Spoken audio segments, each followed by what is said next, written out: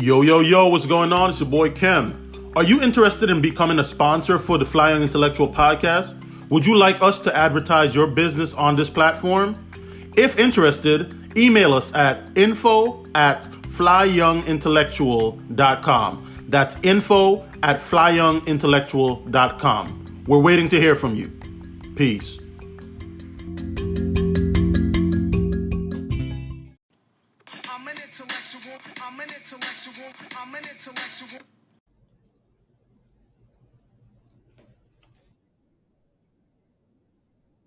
Exciting episode of the Fly Young Intellectual podcast where we spend most of our time making sure that we get our mindset correct so that we can attack life and be successful in no matter what we do. We are really gung-ho on informing, inspiring, and interacting, and our guest today is no stranger to that. Dr. Robb Kelly. He has an extensive, super extensive resume here. I'm going to try to go through some of it. PhD in psychology from Oxford University. He has a PhD in psychology behavioral science. He's a nationally certified recovery coach. He's a somatic experience practitioner, certified NLP practitioner, certified life coach, certified brain spotting practitioner, published author, presenter, speaker, and so much more. He's also the founder of the Robb Kelly Recovery Group, where we will talk about that a little bit more, which he really is out here helping people not only get over addiction, but really program and rewire their mind so that it's essentially you're being better and not just overcoming one thing. It's an overall wellness. And I'm super excited to have him. The first time I talked to him, when we were getting to know each other, he's a ball of energy. He doesn't lack for work. There you go. He's all about the strength, man. And we want to welcome to the Fly Young Intellectual podcast, Dr. Robb Kelly. How you doing, Dr. Robb? Thank you, Cam. Hey guys, good to see you all. Doing good, man. You know, over in San Antonio, Texas. I know you think I'm from East Texas, but I'm originally from Manchester, England. And loving life, Cam. Just living that life that I always dreamt of. At last. That's impressive. And your life, it stems from a life of trauma, a life of addiction. But even before we get there, I found it really cool that we have a parallel here where you are a musician as well, grew up as a musician. That was essentially, I believe, was kind of like your first career. Talk a little bit about that. And if for those who know that are part of my community, I'm also a professional musician, grew up in music, and I didn't even know that when we first talked. So tell us a little bit about kind of how that's kind of got your life started. So I grew up in a musical family. My auntie and uncle played professionally in the clubs and bars around Manchester, England. And my uncle came to live with us for a bit. He was going through a divorce. And every night he would open this guitar case and take his guitar and he'd be learning songs for the weekend because he used to change songs around every weekend. Yeah. And I was amazed. I was just like, oh my God, every time he'd open this case, this shiny guitar would be there. So I started playing bass at the age of 4 and 5, I believe. And by the age I was 9, I was joining them on stage live. So I was getting paid. I was getting paid really good. So I was kind of a professional musician back then, and then just kept it going, man. I never became famous for music, although I did play Abbey Road with Elton John, David Bowie, Queen. But I had stupid misses. Like there was a drummer. We used to have a little Irish band because it paid more money in the clubs. And our drummer was Tony McCarroll. And one day he kept saying, I've got this band I'm playing with. Do you want to come and play bass? And I'm like, no, kind of got my own thing going on. And one Sunday he came in and he's packing his drums down. And I'm like, Tony, we've got another gig at nighttime. He says, oh, no, I'm gonna go up to Scotland with that band I kept telling you about, and we're going to do an audition. And I'm like, if you leave me, famous last words, if you leave me with no drummer, Tony, you'll never play in this town again. And on his way out with the final seat and snare drum, I said, what's the band called? And he said, we're going to call ourselves Oasis. And the rest is history. So almost made it, but didn't. Oh, wow. That's a crazy story, yeah. And subtle flex, for those who don't know, Abbey Road, legendary for the Beatles and all those amazing tracks and records, man. I've been to England a couple times, never been blessed enough to actually get to Abbey Road Studios. I would love to just check it out for historical purposes and I feel the energy there, man. But so I going through your story, I see that essentially addiction for you started kind of within that wheelhouse of being a young musician. Kind of, I believe you took like your first sip of beer, trying to kind of just overcome a little nervousness there, and the rest was history. Kind of take us down that road. So it was a Friday night. It was around 9:30, and we were playing in Liverpool, a big centre there. Me, my uncle, and my auntie, and I was so nervous because it's the biggest crowd I've played in. There's probably about 300 or 400 people there, and I actually froze. I was so scared and so nervous. So we played two 30-minute sets. So we played a 30-minute set. We came off, and my Uncle Peter's like, "What's going on?" I said, So he gave me a beer. He said, "Drink this real quick, you'll feel better."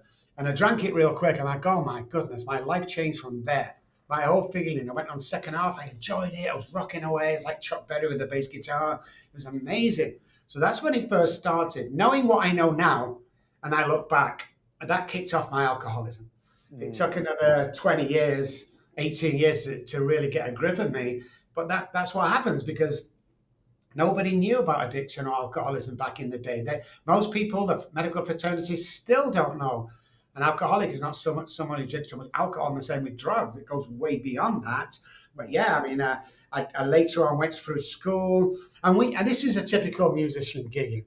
You'd load $1,000 worth of equipment into a $400 car to drive 2 hours to get paid $20. Oh yes. And then one day somebody said, "Hey, listen, Strawberry Studios that were owned by 10cc is looking for a session bass player." I'm like, "What's a session bass player?" He said, "You can read music." I said, "Yeah, of course I can." He said, "Well, go down." He sent me down to the studio, very small. And he said, "Hey, there's 2 tracks." I played straight away, sight reading. Second one, he said, and they give me like, I don't know, £75. And I'm like, what? No packing up, no traveling, no getting up at 2 a.m. And you've just played me 6 times as much as what? So that's what I wanted to be. I packed the road in. I was only young, 15, 16. But I knew studio is where it was at. And I did that for a long time and obviously went on for Abbey Road. But the funny thing about the guitar as a whole is when I put a guitar around my head, I could be anyone. I was confident. It was amazing. If you took it off, I was a nervous child. Didn't really have a lot to say to you. And I found that I work with a lot of high-profile musicians, movie stars, stuff like that, is they're all the same. You know, when you take them off the big screen and you're helping them, whether it be addiction or performance, you find out that they're not what they are on screen. So Eminem was the famous one. Nothing like he is, and I love his music. Nothing like he was, on TV and on the radio. And that's what people are like, Everyone goes through their own insecurities. Everyone thinks they'll never be good enough, tall enough, blonde enough, or rich enough, that kind of thing. And it's just a myth. So then I got into the neuroscience of it. It's like, why do certain people make a career and other people's fail? And I was astounded with what we found out. I mean, we've been testing, researching, scientific testing, everything that we say and do on a daily basis, because I knew people wouldn't believe us. But, we have a 97% success rate with over 8,000 patients. 80% now of my work is performance. It's childhood trauma, it's getting confidence back, it's succeeding in life, and 20% is addiction. It's crazy. Wow. And I thought that was very unique because the way you essentially branded neuroscience as that's your ethos. So it's outside of just addiction and just going through that, you're literally rewiring the mind, you're rewiring nervous systems, essentially. I talk about, I guess, how did that kind of evolve for you? What intrigued you to really kind of go to the ethos of, hey, it's more than just a drink, it's more than just a smoke, it's whatever that looks like. It's really within the mind. Well, I couldn't stop drinking first of all, and then I kept self-sabotaging. And everywhere I went, they just said stop drinking. So I stopped drinking, Cam, and I was still the same. It's like there's something going on. Why, a bodybuilder. I was a semi-pro bodybuilder. I was a musician. I was a football. I mean, I did all these great things, but I couldn't stop drinking. And then, so I knew it wasn't the alcohol. I just knew it was something deeper. So that's when, I became homeless. And there was an instant when I was homeless. I was outside a liquor store at 6:30. I can't remember what time. It doesn't open until 10. But the Pakistani guy, God bless him inside, He used to come out, let me in real quick, close the door, because he knew it was me. And if I didn't have alcohol, I was probably going to die. This particular morning, for whatever reason, I'm stood outside. I've got a t-shirt on, like a vest, pair of shorts, pair of flip-flops. I'm sweating profusely and it's snowing. I knew I was in a bad state of affairs. I went in this day. I put my £10 on the counter. He put the bottle of vodka there, and I would, hey, Ken, and I put my hand around the handle. This is what my reaction was. And I looked at the bottle, I looked at the shopkeeper, looked back at the bottle, and went, oh my God, it's not the alcohol. That's where it all started for me. And we've done trials and tests of, guys that don't really want to get sober, but they keep relapsing, and that's okay with them. We would ask alcoholics and addicts to call us when they knew they were going to drink or use. We'd pick them up, we'd pay, we'd give them some money, do what they do with it, and then we'd take them home. And what we did when monitoring the heartbeat is we found out that when they had the idea, when they called us, when we picked them up, the journey to the liquor store or the drug dealer and the taking, the most intoxicating part of that was the drive to the liquor store or the drive to the drug dealer. So that enhanced our ideas that, oh my goodness. So it comes up with our saying is what alcohol has 1% to do with alcoholism, the same with drugs. See, Ken, I had never had a drinking problem. I had a thinking problem. 3 parts of my brain didn't react like normal people. And every time I built something up, I would self-sabotage by going on these sprees. And I couldn't stop for my children. And I mean, the authorities took my 3-year-old off me because I've been unconscious for 2 days and they'd not been fed or changed diapers because I was in a stupor with vodka. And they took them off me. Still couldn't stop. I stabbed my wife 3 times one night because she wouldn't let me finish drinking. Still couldn't stop. It's like no matter what I tried, second child came along, still couldn't stop. But I didn't think I had a problem still until I was homeless for over a year. And then I knew there was something really wrong with me. Wow. That's crazy. It's so crazy how literally, for me especially, my journey, I've never suffered with alcoholism or anything like that. But what I realized on my journey was that my mindset was not right to be able to become the best version of myself. And that stems from obviously generations of things, right? As children, we kind of innately take on the form of whoever raised us and stuff like that. And we kind of, as we get older, we pinpoint it in different ways and we blame it on different things. Sometimes we completely miss the mark on what it is essentially. And I have to realize that, like, it's not anything else but me. That's essentially, like, I have to look myself in the mirror. I have to be honest with myself, brutally honest with myself. And I think that's a majority of the problem, I would believe. Correct me if I'm wrong, where people are kind of afraid to actually really honestly assess themselves and say, hey man, you have a problem. Hey man, you need to do better in this regard. You need help. And I mean, kind of really identifying issues. I realize that in blaming different things, we kind of go along in life and pacify a lot of stuff. A question I really wanted to ask was, I hear about addictive personality a lot. Is there any validity to that? Do different people have addictive personalities, or is that kind of a myth? No, it's true. So alcoholics are born, drug addicts are made. So what I mean by that, before everyone starts shouting at the screen, is our test and research has shown that alcoholics has a predisposition. I'm allergic to the ethanol in alcohol. I had childhood trauma to that. Boom. It's hereditary. You might skip a generation or two, but you can always trace it back. Now, if you can't trace it back 3 generations with no alcohol or drug addiction, you are a heavy drinker. You're not an alcoholic. Now, drug addiction is different. Drug addiction is the addictive personality. We can't just have one of everything. So how do I back that statement up? Well, 90% of people that come into our practice with a heroin addiction started in the doctor's office.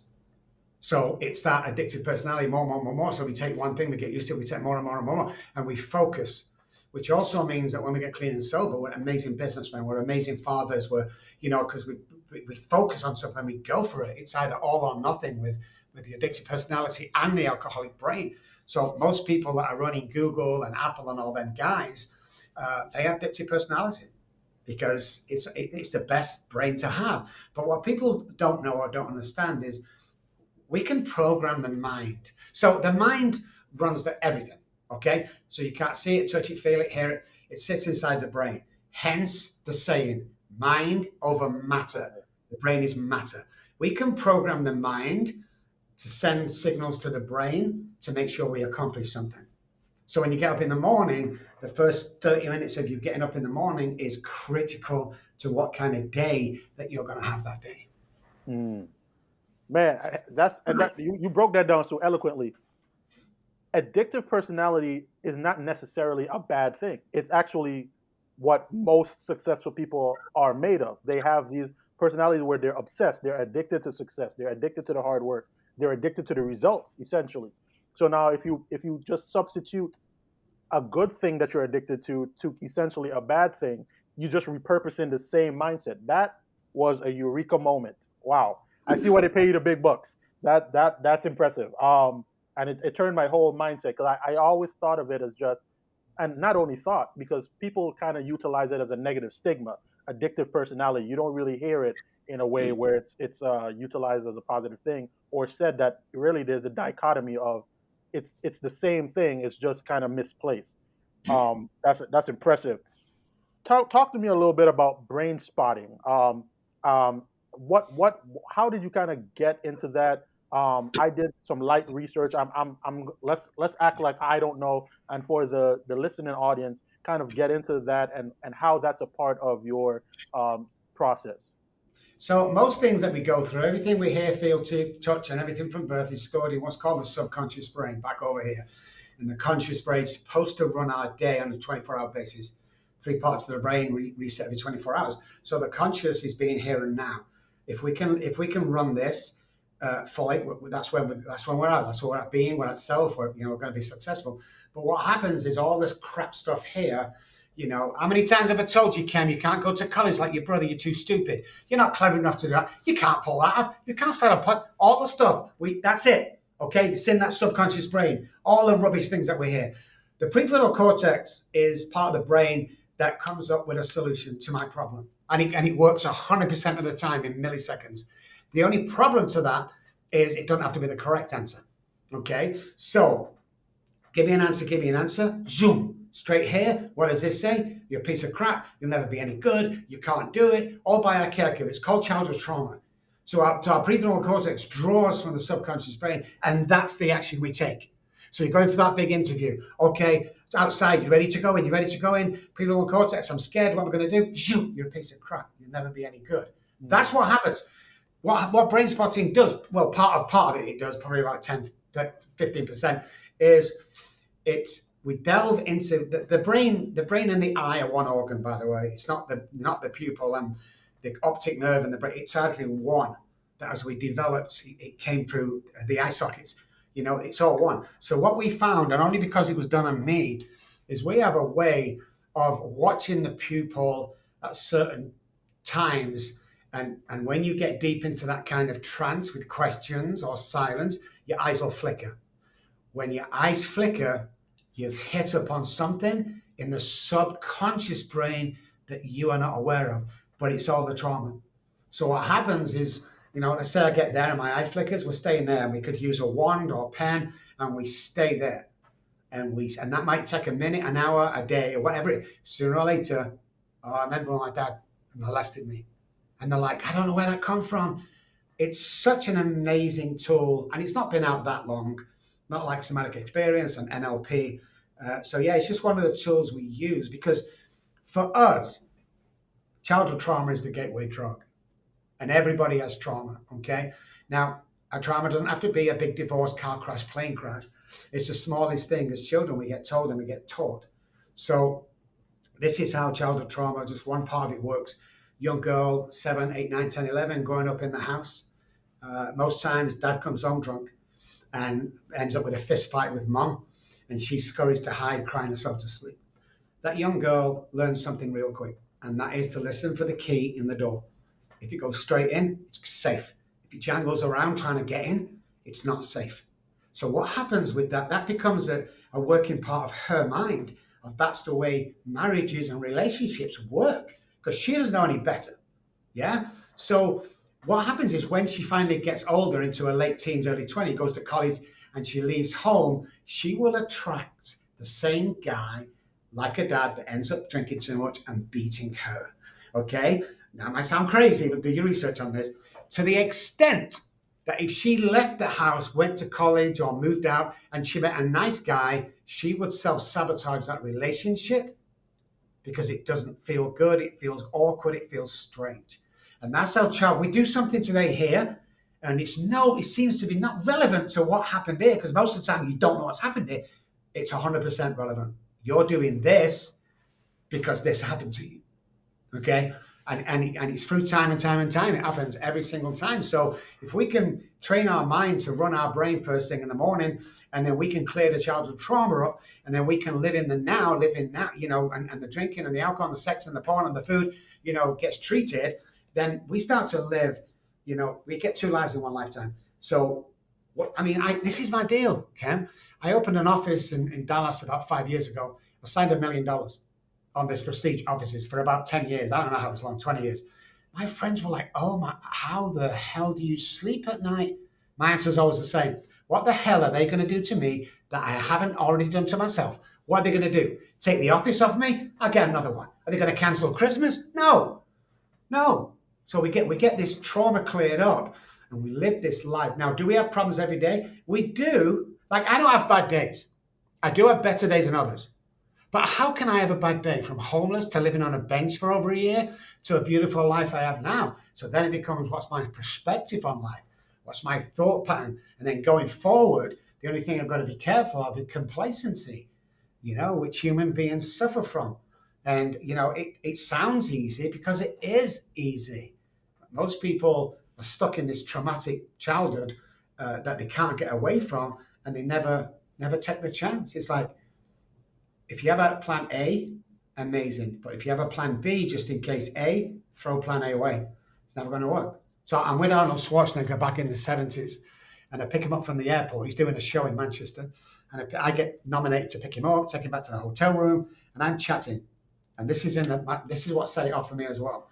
And he couldn't speak English, very broken, not like it is today.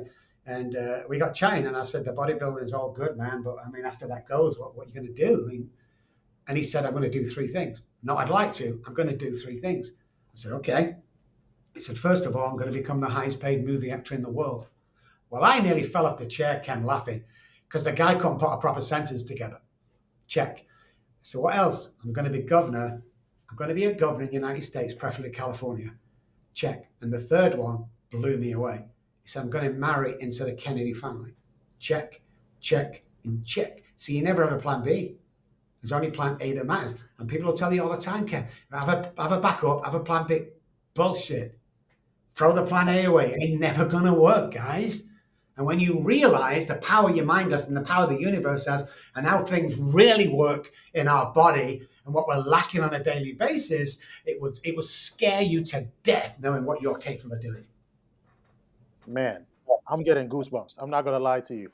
Wow. Let's stay right there, because with the Arnold Schwarzenegger story, which is impressive, the power of positive affirmations, positive words, reciting these things to yourself. I had an episode a few episodes ago talking about imposter syndrome, which has been something that I myself, I'm literally just really, I can say, really starting to step on this thing. And it's not because I didn't know what I was capable of, but because of these other things that I come from and stem from and childhood.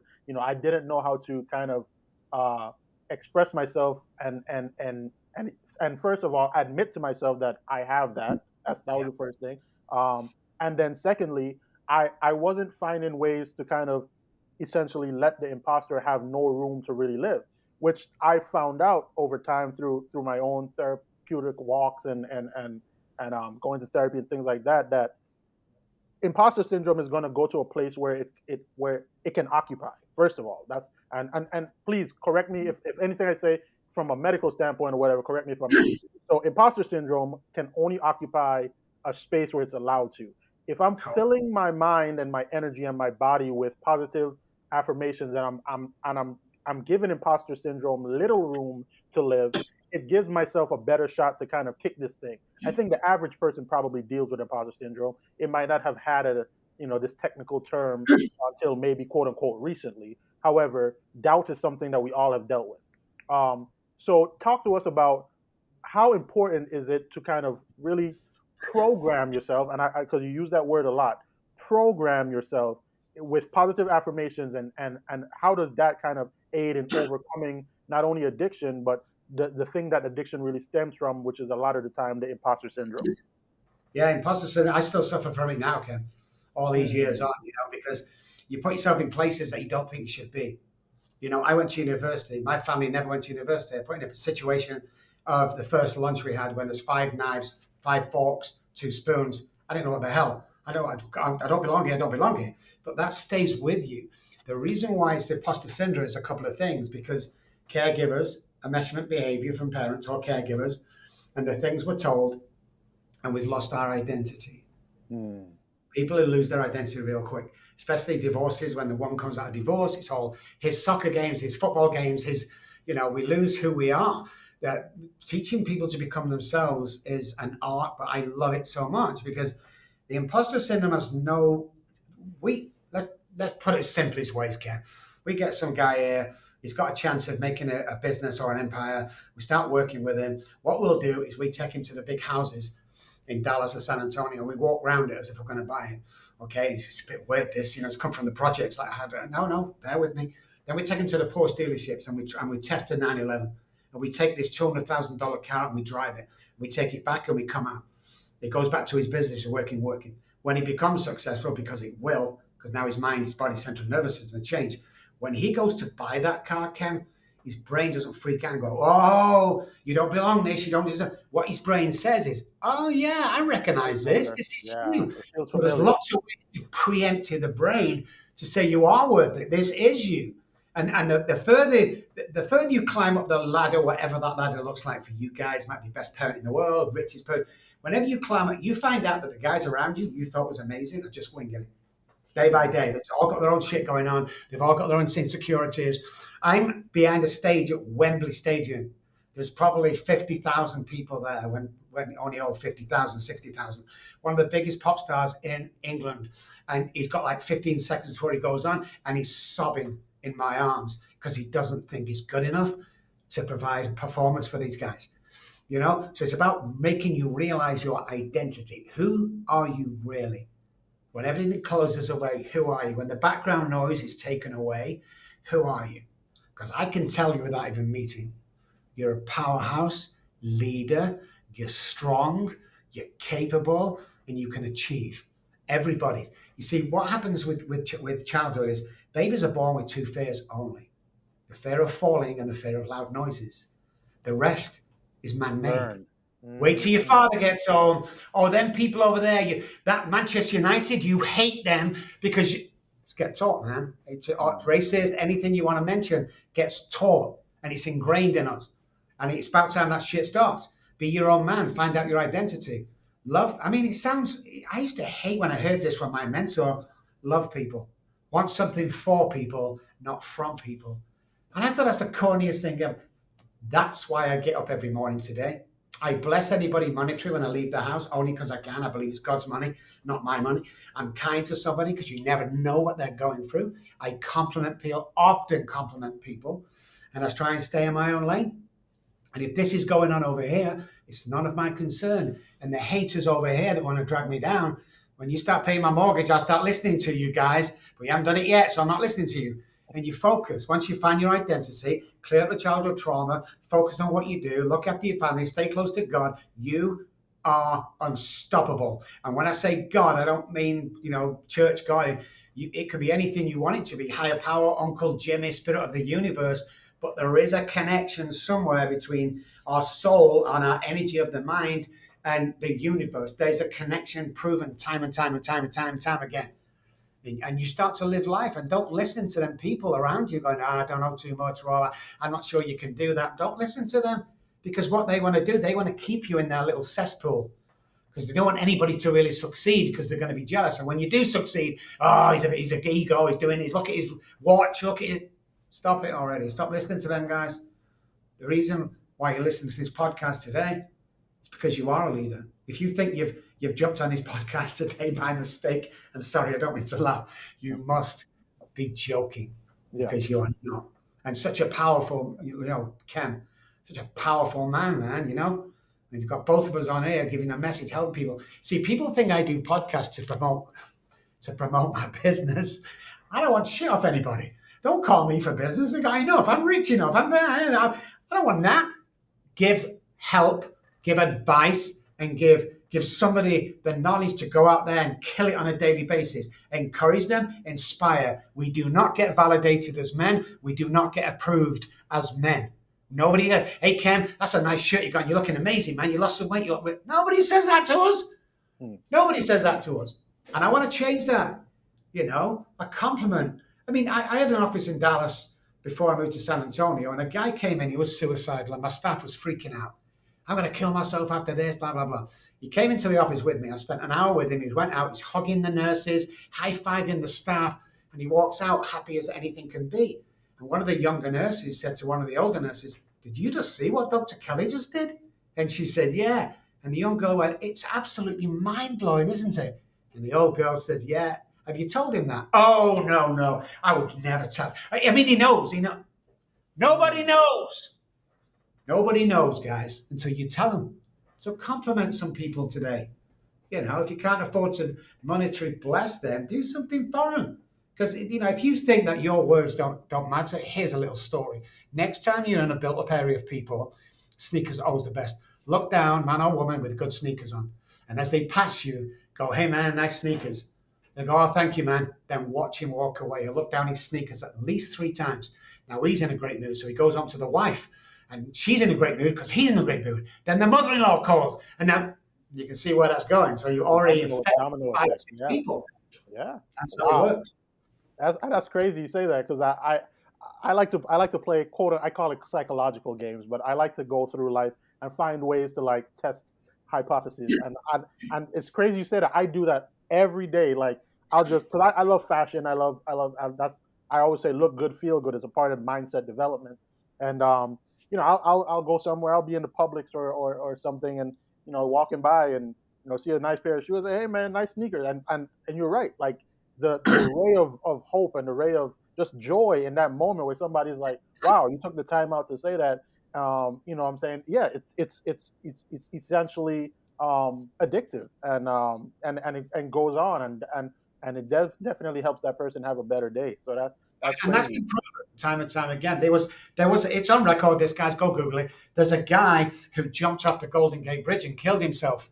Okay, so obviously pulled the body out. They found out where he lived. Go back to his house. When they got into the house, everything was okay, but they found an open letter on the table, and he says, "I want to kill myself because I don't think I'm good enough, blah, blah, blah. I'm going to walk to the Golden Gate Bridge and throw myself off. However, if somebody stops me or says a kind word to me, I'm going to turn around and go home." How many people have you walked past that's heading towards that bridge, guys?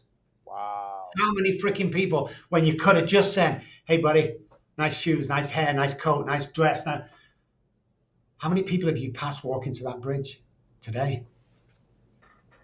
That's a question. That's a question for everybody out there listening, man. And I definitely believe that. I think we are our own worst enemies in a lot of ways, and I think the world could be a better place just by if everybody was thinking essentially of the other person. The selfishness and the self-centeredness that we are taught, essentially, I believe that's part of the reason why in the world we have the issues that we do have. If I think about the other person, if I think about how that other person would make me feel, how they would feel if I say this, or if the other person thinks about how I would feel when they say that, then there would be a line of communication, and there would be a lesser of an opportunity to be able to miscommunicate, and things of that nature. I find it very, very interesting because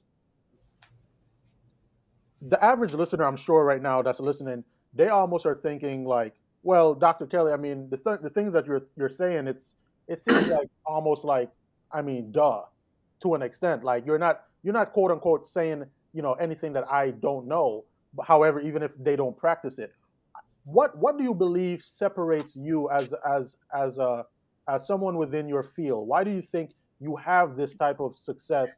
And it's less about the success, but it's more about impact. Let me use that word. Why do you think you have such an impact within the space that you occupy? So I would say number one, not education, is experience. Once you've been through something, you can show somebody how to get out. When you know what it's life about, you get passionate about stuff, passionate about people.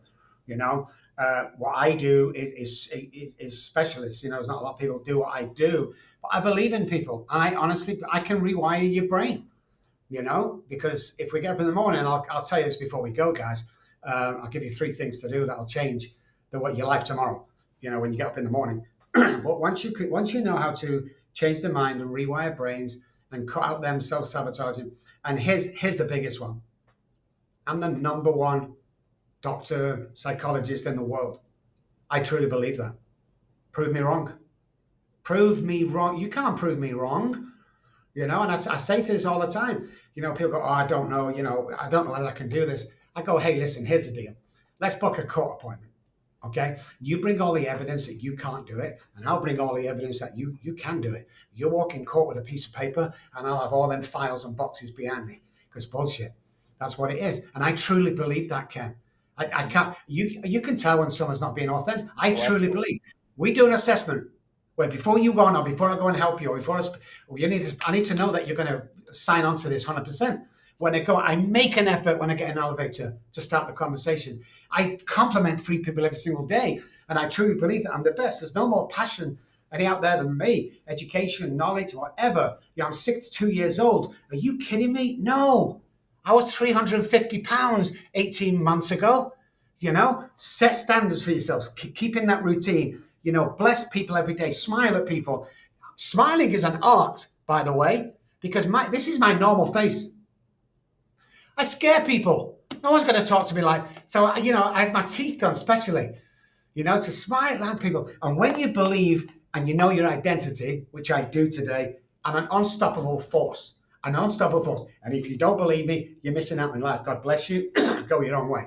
But you know, deep down inside, you may know a lot of what I'm saying right now, but you haven't done a lot of what I'm saying right now. And there lies the difference.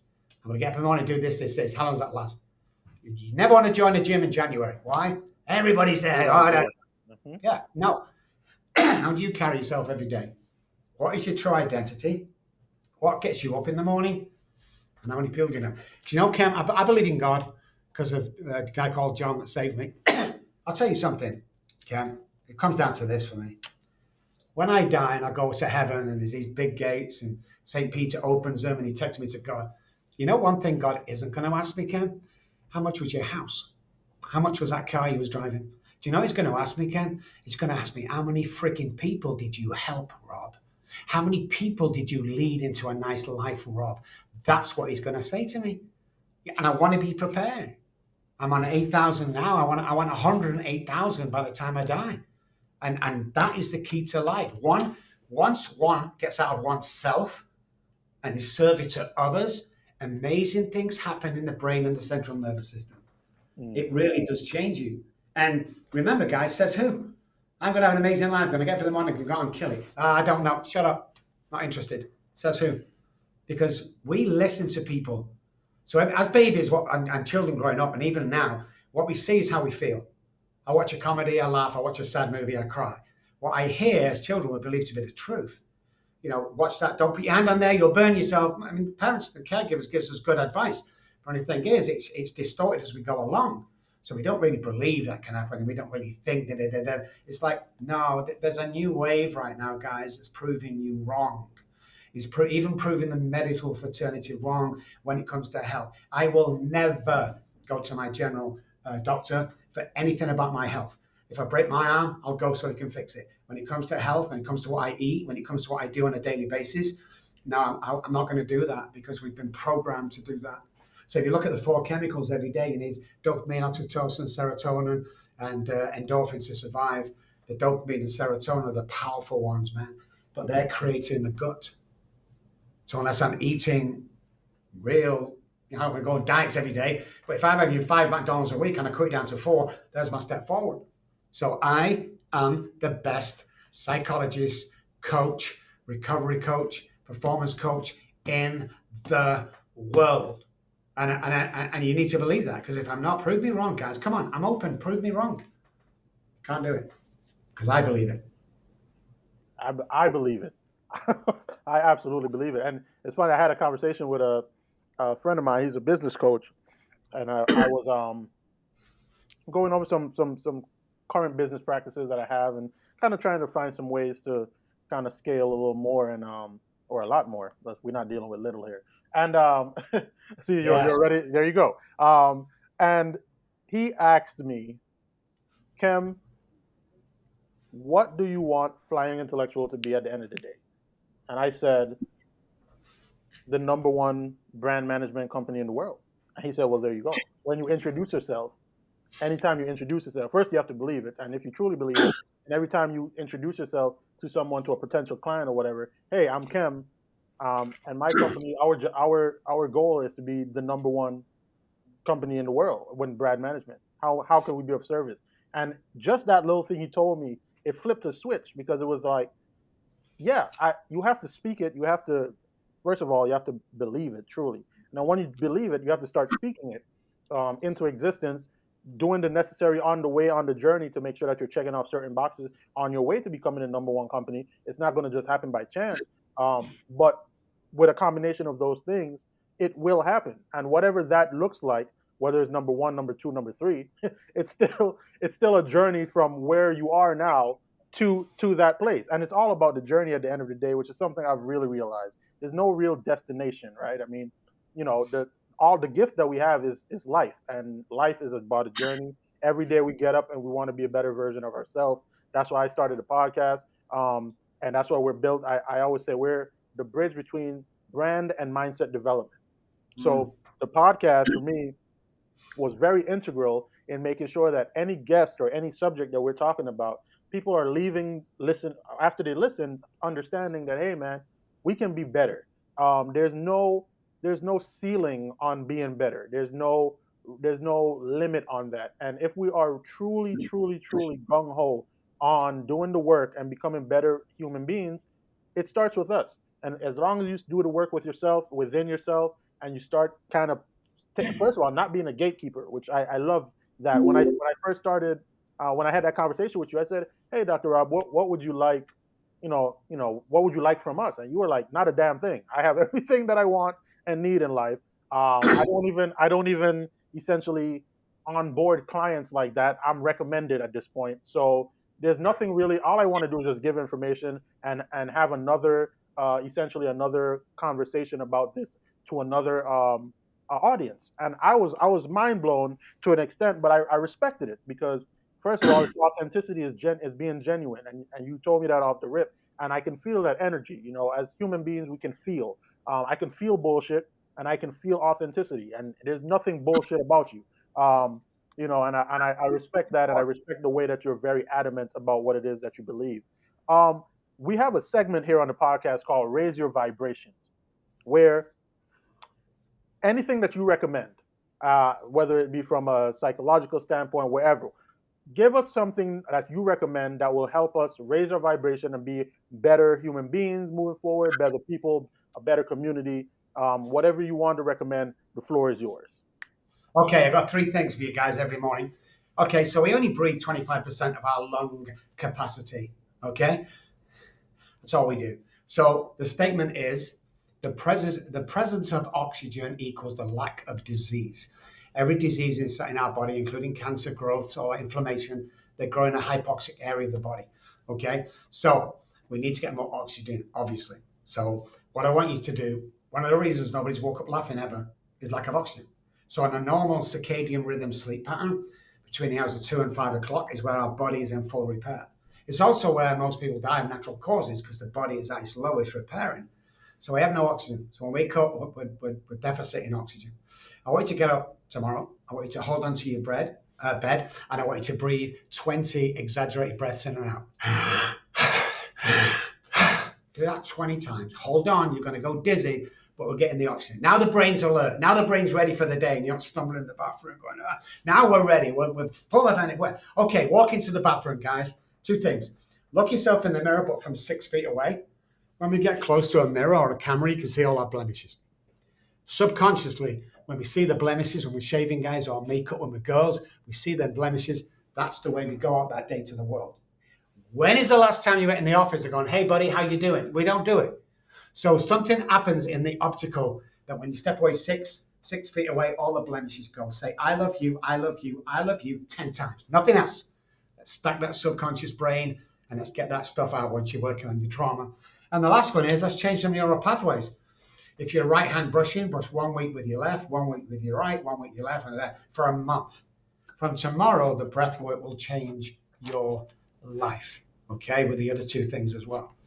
And if more people did that, and I know it sounds an exaggerated statement, but the world will be a better place, you know? So lack of oxygen, get up in the morning, change neural pathways, and then start believing everything's possible, because it is, guys. I mean, it really is.